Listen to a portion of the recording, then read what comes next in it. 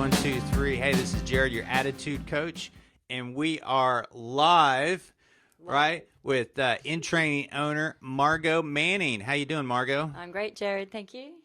Bring that on. Is it actually working? Yeah. Hey, Margot, you know a thing or two about running, right? Oh, just a tad. Yeah. Considering being called Flash when I was a kid, because we lived on a double block of land. And my neighbour used to call me Flash because he said I'd be at the back gate of the second block before the back door had even slammed shut. So it began a long time ago. Right. Flash. I love it. Yeah. I love it. That's a great story. Thanks for sharing. And do they still refer to you as Flash? Oh, no. No one knows that one. No one Not knows anymore. that. Oh, so this might go. This might go live. This might go live. Oh, you can't. I'm not branded. Huh? You're not branded. We can put something. We can actually stick something up there above your head, you know, for our huge audience that'll be paying attention. Yeah. Yeah. So how long have you been running? Well, officially I started when I was old enough, 10 years old. That's in the Australian school system. You could not actually compete in competitions at school until you're 10. Wow. And that's still the case. However, Little Athletics existed, and back then I didn't know about Little Athletics. My parents didn't know about Little Athletics. I was actually more a tennis player and swimmer. Okay, that's very cool. I mean, I didn't even think. It's funny because they call it Little Athletics here in Australia. Yeah. And in the States, I never heard of it until I came here, but in the States, we call it track and field. Well, we do have track and field, but the little A's is actually for juniors, whereas the older, as soon as you hit the age of 12, you're eligible to compete in more senior competitions. And that's Queensland, that's Athletics Australia. So at the moment, national track and field champs are on, which is for anyone who competes in under 14, so they have to be a minimum age of 12 right through to adults. Right. And do you have any athletes, but by the way, maybe I'll just jump back. Do you have any athletes that are competing? Nationals? Yeah. Oh, yeah. Yeah, we have from the Intraining club, there's a number of juniors who are competing. We've got in the under 20s, under 18s, under 16s. They've grown up a little bit now. Most of those have actually come through our junior running programs into our senior running programs, and then are now competing, or have been competing at nationals for quite some time, or states, or whatever level it gets to them. And then Aiden Hobbs is actually competing in the open competition. And I love Aiden. He is just this sensational athlete. Right. Because he is somebody who has no fear. You know, a lot of runners will go through as juniors, and as soon as they leave school, they might dabble a little bit into senior competition, but don't last very long. And because, you suddenly, as an open athlete, you still have to compete against juniors, Right. or under 20s. And, to get the competitions. And for Aiden, he just competes in everything and anything and anything possible. He's like the most versatile athlete you could possibly imagine. And is that genetics or hard work? For Aiden? Yeah. Well, actually, I was listening to a podcast that Steve was listening to recently on that he loves Jordan Peterson. Oh, yeah. And so Jordan Peterson was talking about the many attributes that there are for people that makes them successful leaders, successful generally. And there's 100. This is I only listened to a snippet of it, but I loved it because it actually showed the 3 key factors that you actually needed to become successful. And the first was talent, so right. genetics. Okay. The second one, which was between 21 and 25%. Yeah, that's what you require. You keep talking because I'm gonna do this. Then the second one, I think I've told you this before, but the second one was on determination, grit. Basically, Grit's one of my favorite books, actually, by Angela Duckworth, and anyway, grit was only 9%.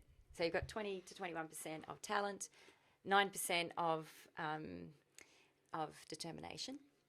And the third one was to not worry about what anybody else thinks. That's a good one. That's a good one that is because the toughest.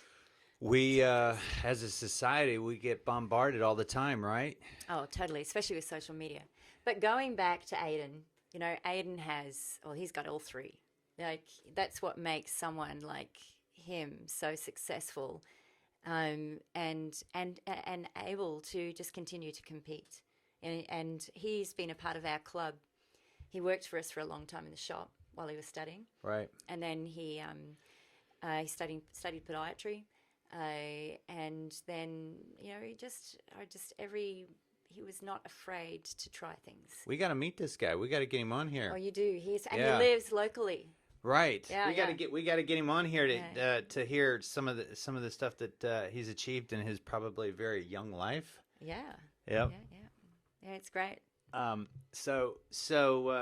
No, that's exciting, because when I think about people that have gone to the level where he's at right now, and obviously being under your wings, your guidance in terms of some coaching he's not and now. training. No. I think he coaches under Pat Clahersy's.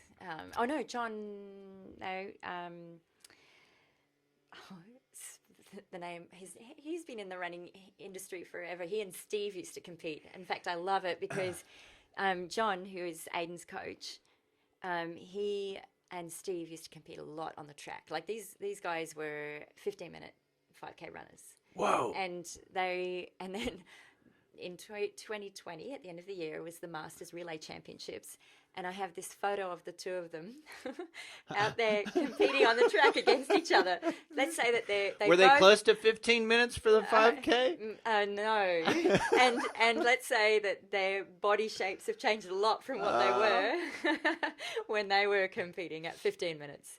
Wow, that is fast. Both of them, same thing. It goes back to that.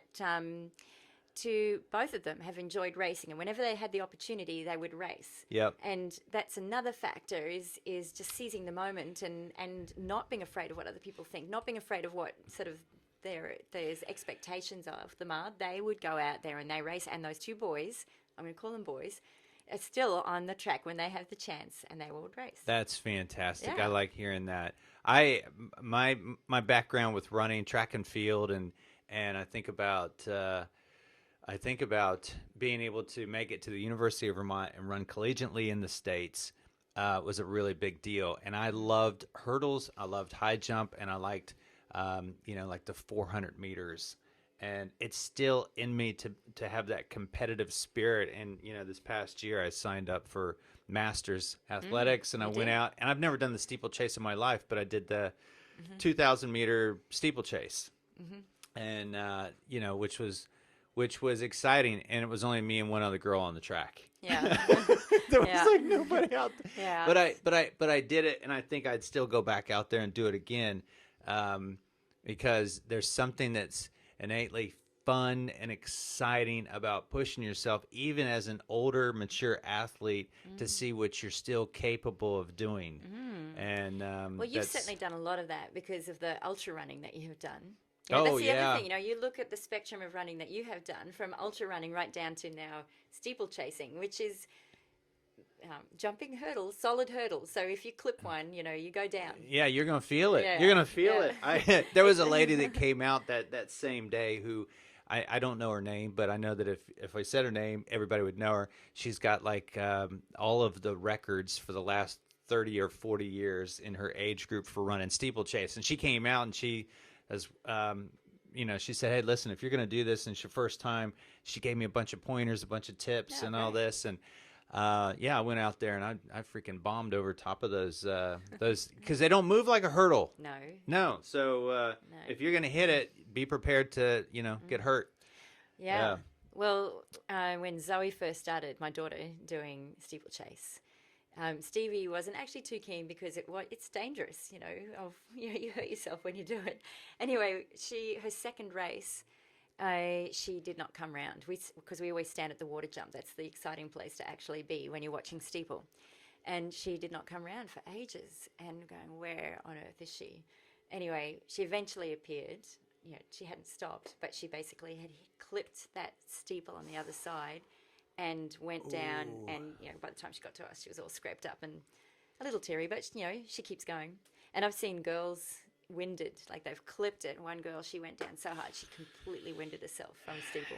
It is a total shake up, that event. It's a total you have to have a world of confidence to do that event, and you have to be a tough ass individual to think that you're gonna, because even after getting the first kilometer down around the track and then hitting for the second kilometer, it was like hitting a brick wall. And I know what it's like to get 100 kilometers under my legs. I was trying to only get like less than 2 at this point, and I was feeling wobbly. And here comes the next 2 steeples, and it's tough. You got to be on your game. You got to be on your game. Hey, so big question. Answer it. Don't answer it. Thanks for being on here. Thanks for having a little chat with me.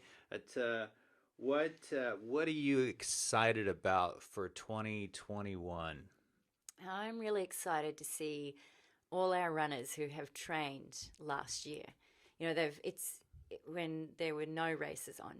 To me, it was like a gap year of training for running. But to see them back out on the road and pushing themselves again to their limits. What can they achieve? What can you do after a year of base running? And so to have, you mentioned getting on the track and racing is fun. I mean, racing is fun. And so I'm really excited to see what our runners can do. And we had our Club Twilight race on the other night, just this weekend, and it's exciting. People get excited to get out on the road and push themselves and see what they can do. Yeah, it has been a crazy year. So to be able to get back out there and people know it. And here's the great thing. We live in the state of Queensland. We're here in Australia, state of Queensland. We always have beautiful weather most of the year. And we have a ton of events that people can go to. I don't think we're short of running events. And they're booking out. Yeah. They've just booked out. So it's more so. So I think it's really given, it's a bit of a boost for the sport in itself, and I think that's exciting too. To see, to have people out there and starting to set some new goals for 2021 and to see what they can achieve. So, exciting stuff. Well, hey Margot, thanks for being on, and I'll put this together. We'll get it out there to some people. And what I was going to ask you is, in regards to Intraining and all that, if somebody wants to contact you with coaching, or if somebody wants to contact you in terms of equipment, gear, any of that stuff, what's the best way to get in contact with you? So Intraining Running Centre, we have our store in Toowong. That's the website's intraining.com.au. There's an email contact, run@intraining.com.au. But coming to the shop, 535 Milton Road, Toowong. Awesome. And we have a running track that's about 20 metres long for you to actually test run the shoes, which no other shop in Brisbane has. Love it. Good. Thanks for having me. Thank you.